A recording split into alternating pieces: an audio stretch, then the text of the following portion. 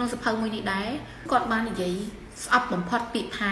impossible ពាក្យថាមិនអាចទៅរួចគឺអត់មាននៅក្នុងគំនិតរបស់គាត់ទេអញ្ចឹងនៅពេលដែលគេធ្វើការសម្ភាសគាត់គេសួរថាហេតុអីបានជាគាត់អាចធ្វើប្រទេសរបស់គាត់ទៅជាប្រទេសមួយដ៏អស្ចារ្យម៉េចអីក៏មានលេចធ្លោជាងគេនៅលើពិភពលោកគាត់និយាយថាគាត់ចង់ឲ្យក្តីសម័យរបស់គាត់ដែលគាត់តែងតែគិតហ្នឹងឲ្យវាចេញមកជាការពិតអញ្ចឹងគាត់តែងតែសម័យថាគាត់ចង់ឲ្យប្រទេសគាត់ខ្លាយទៅជាប្រទេសមួយដែលជាប់ចំណាត់ថ្នាក់លេខ1តែម្ដងគាត់ចង់ឲ្យល្បីល្បាញហើយគាត់ចង់ឲ្យប្រជាជនគាត់រស់នៅគឺពោពេញទៅដោយសេចក្តីសុខការរស់នៅមួយមានភាពល្អប្រសើរអញ្ចឹងគាត់ថា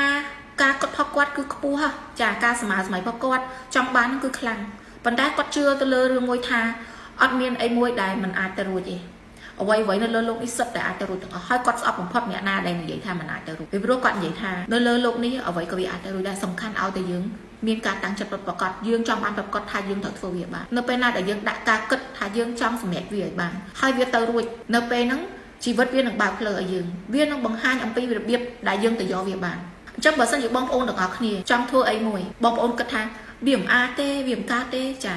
អានេះហើយគឺជាសត្រូវធំបំផុតរបស់យើងគ្រប់គ្នាយើងទាំងអស់គ្នាសិតតែធ្វើការងារបានទាំងអស់យើងសិតតែអាចសម្រេចការងារបានប៉ុន្តែសំខាន់តើយើងអាចប្រាប់ខ្លួនយើងថាយើងធ្វើបានមែនអត់អ្នកខ្លះគាត់និយាយថាគាត់ធ្វើបានក៏និយាយគេស្ដាប់ហើយតែក្នុងចិត្តគាត់នៅខ្លាចគាត់នៅភ័យគាត់អត់ជឿជាក់ទេអញ្ចឹងត្រូវតែផ្លាស់ប្ដូរផ្នែកកំណត់ខ្លួនយើងចេញថាពាក្យមិនអាចទៅរួចនេះគឺអត់មាននៅក្នុងខ្លួនយើងទេយើងត្រូវតែដាក់បញ្ចូលកម្មវិធីមួយឲ្យខ្លួនយើងថា